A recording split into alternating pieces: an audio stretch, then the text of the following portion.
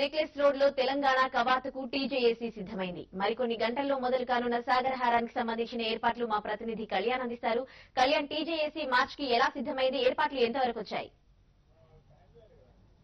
ఉదయశ్రీ మరికొద్ది సేపట్లో సాగరహారానికి టీజేఏసీ ఏర్పాట్లు చేస్తుంది. ఇప్పటికీ ఏర్పాట్లు ముమ్మరం చేసింది. మధ్యాహ్నం 3 గంటలకు సరిగ్గా సాగరహారం జరగనుంది. నెక్లెస్ రోడ్ లో ఎక్కడైతే పీవీ ఘాట్ ఉందో పీవీ ఘాట్ నుంచి బుద్ధ భవన్ వరకు పోలీసులు అనుమతించారు. ఆ ప్రదేశంలోనే తెలంగాణ మార్చ్ నిర్వహించేందుకు తెలంగాణ జేఏసీ సిద్దమవుతుంది. ఇప్పటికే జిల్లాల నుంచి వివిధ ప్రాంతాల నుంచి కూడా నాయకులు, తెలంగాణ వ్యాప్తంగా కూడా నాయకులు, కార్యకర్తలు అంతా కూడా హైదరాబాద్ తరలి వచ్చారు. వాళ్ళంతా కూడా మరికొద్ది సేపట్లో ఈ ప్రాంగణానికి చేరుకోనున్నారు. మరొక 2-3 గంటల్లో ఇక్కడికి వందలాది మంది చేరుకునే అవకాశం ఉంది. ఆ తర్వాత లక్షలాది మంది తెలంగాణ వాళ్ళు ఈ ప్రాంతానికి వస్తారని తెలంగాణ జేఏసీ చెప్తుంది. అయితే అక్కడక్కడ తెలంగాణ వ్యాప్తంగా జిల్లాల నుంచి వచ్చే ఉద్యమకారులు కావచ్చు, టీఆర్ఎస్ కార్యకర్తలు కావచ్చు, వాళ్ళపై కొంత నిర్బంధం ఇప్పటికే అమలవుతుందనే ఆరోపణలు వ్యక్తమవుతున్నాయి.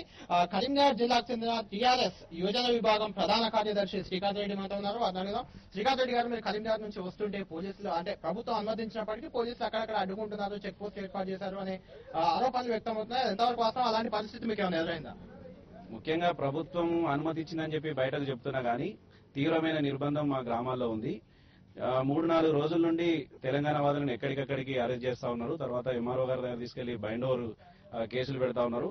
ముఖ్యంగా అనేక రకమైనటువంటి పోలీసు వాళ్ళు ఆదేశాలు ఇస్తున్నారు, మీరు ఎట్టి పరిస్థితిలో మార్చికి వెళ్లొద్దని చెప్పి